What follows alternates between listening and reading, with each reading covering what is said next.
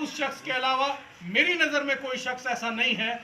इसीलिए मेहनत हो रही है, घर घर जाकर, गांव गांव जाकर ये कोशिश की जा रही कि अपने भाइयों को बताया जाए, अपने भाइयों को समझाया जाए, अपने लोगों को इत्तेहाद की बात बताई जाए, अपने लोगों से, अपने भाइयों से कहा जाए, अपने बुजुर्गों से कहा जाए कि हम लोग इत्तिफाक कर लें, इत्तेहाद कर लें। आपसी झगड़े होंगे, आपसी इख्तलाफात होंगे, रखिए इख्तलाफात, आपसी झगड़े को रखिए एक तरफ, लेकिन जब आपकी पार्टी का जिक्र है, जब आपकी मजलिस की बात हो, जब आपके बैरिस्टर असदुद्दीन ओवैसी का नाम जुड़े किसी के साथ, तो उसके साथ सब इकट्ठे होकर खड़े हो जाइए।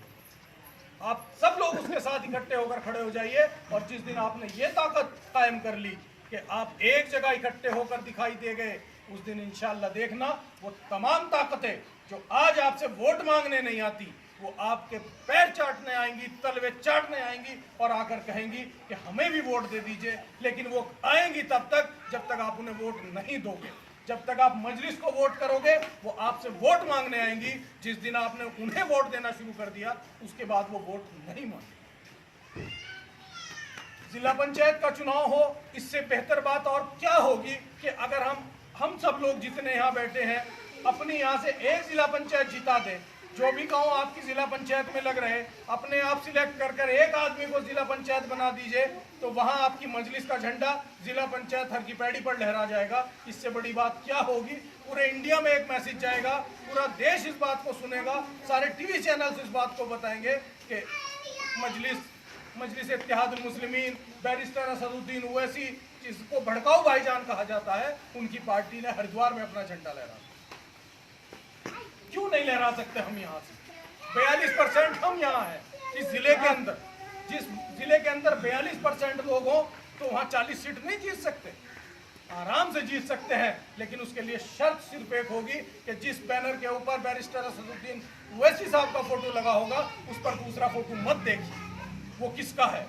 उससे मेरी पार्टीबाजी है, उससे मेरी लड़ाई है, उससे मेरा झगड़ा है, उससे मेरा इख्तलाफ है, मत देखिए।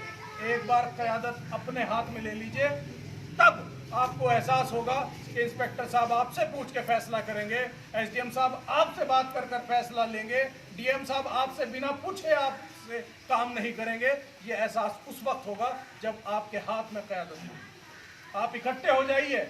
नैयर को अगर रुड़की में कुछ होता है तो 1000-2000 आदमी यहाँ से वहाँ पहुँच जाइए। एहसास करा दीजिए जिले को कि अगर नैयर को पुलिस पकड़ती है किसी मामले को पार्टी के लेकर, कि हम सब लोग मजलिस के लोग वहाँ खड़े हैं, हम लोग इकट्ठे होकर एक साथ हैं। एहसास करा दीजिए उस दिन, तो इंशाअल्लाह देखना आप पूरे ज़िले के अंदर, और इस ज़िले के अंदर नहीं, हमारी मेहनत 5 ज़िलों में चल रही है। इंशाअल्लाह सुम्मा इंशाअल्लाह आप लोगों की दुआएं रही तो 5 ज़िलों के अंदर इंशाअल्लाह आपके एमएलए भी जीतेंगे, आपके पार्षद भी जीतेंगे, आपके मेयर भी बनेंगे, आपके ज़िला पंचायत भी बनेंगे। हमारा एक भाई है, हमने ज़िला अध्यक्ष की जिम्मेदारी दी मज़ाहिर को, ये दिन रात मेहनत करता रहता है। जब भी फ़ोन पर बात होती है कि किसी को अस्पताल लेके जा रहा हूँ, किसी को अस्पताल से लेके आ रहा हूँ, किसी की शादी में गाड़ी लेके जा रहा हूँ, ये बेचारा लगा रहता है। इसकी तमाम मेहनतों को देखते हुए मैंने इससे कहा कि मज़ाहिर तुम एक काम करो, तुम्हें ज़िला अध्यक्ष बना देते हैं यहाँ का, और तुम लोगों की खिदमत करते हो, तुम्हारे अंदर खिदमत काम आता है। तो इन्हें यहाँ जिम्मेदारी दी जिला अध्यक्ष की, और बहुत जिम्मेदारी बड़ी होती है जिला अध्यक्ष। मैं कहता हूँ जिस जिले में प्रदेश अध्यक्ष और जिला अध्यक्ष हो, उस जिले में प्रदेश अध्यक्ष से बड़ी जिम्मेदारी जिला अध्यक्ष की। तो मुझे ओवैसी साहब ने प्रदेश की जिम्मेदारी दी, मैंने इनको जिले की जिम्मेदारी दी। तो जिस जिले में ये है वहाँ मेरे से ज़्यादा जिम्मेदारी इनकी है, और इनसे ज़्यादा जिम्मेदारी आप लोगों की है। इनसे ज़्यादा जिम्मेदारी आप लोगों की है कि अब जब रिश्तेदारी में जाइए, अजीज़दारी में जाइए, कहीं भी जाइए, खुशी में जाइए, गमी में जाइए, अपनी पार्टी का जिक्र कीजिए, अपनी पार्टी का बात बताइए। नौजवान बच्चे मोबाइल पर बैरिस्टर साहब को सुनते हैं, देखते हैं, समझ गए हैं। हमारे कुछ बुजुर्ग हैं जो वो भी समझ रहे हैं, वक्त के हालात को वो भी देख रहे हैं, बच्चों की बात वो भी सुनते हैं। मोबाइल सबके हाथ में है, सोशल मीडिया पे सब कुछ मौजूद है, यूट्यूब पर सब कुछ मौजूद है। सब उठाइए, पार्लियामेंट की तकरीर उठाइए, आपके हक में किसने क्या बोला सुनिए उसे। असेंबली की तकरीर उठाइए, आपके हक में किसी ने कोई सवाल भी लगाया कभी या नहीं लगाया, सुनिए उसे। आपके बच्चों के हुकूक की बात किसी ने की या नहीं की, सड़क नाली खड़ंजा कमीशन सब कर लेंगे। ये काम नहीं होते। काम वो होते हैं ये तो प्रधान जी भी करा लेंगे सड़क नाली खड़ंजा तो, लेकिन सदन के अंदर बैठने वाला, विधानसभा और लोकसभा के अंदर बैठने वाला आपके बच्चों को आने वाले मुस्तकबिल की लड़ाई लड़े, आपकी मुस्तकबिल की लड़ाई लड़े।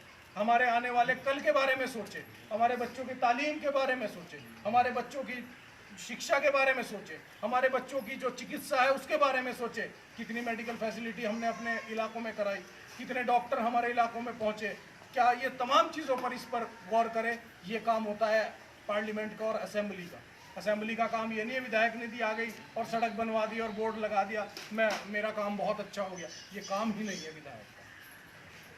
विधायक का काम मुस्तकबिल की लड़ाई लड़ना है, सदन में खड़ा होकर लड़ाई लड़े, उनके सामने आंख से आंख मिलाकर बात करे दूसरी पार्टी के लोगों से। हमने तो अब तक किसी अपने एमएलए को और एमपी को यहाँ दे, जो हरिद्वार से एमपी जीत के गया वो वहाँ बैठ के सो जाता है, जो एमएलए जीत के जाता है यहाँ पार्लियामेंट असेंबली में, उसे हमने कभी बात करते हुए नहीं देखा कि किसी को न लड़ते हुए देखा। तो आप लोग अब सर उठाना सीखिए।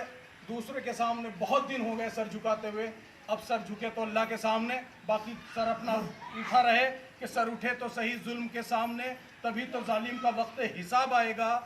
सर उठे तो सही जुल्म के सामने, तभी तो जालिम का वक्त हिसाब आएगा। तो कोशिशें अपनी यूं ही जारी रखो, देखना एक दिन इनकलाब आएगा, इनकलाब आएगा। असेंबली का वक्त करीब है। कार्यकर्ता साहब चाहता हूँ प्रधान जी से भी जो है कुछ करा दीजिए। बस मैं अपनी बात को यही खत्म करता हूँ। जैसा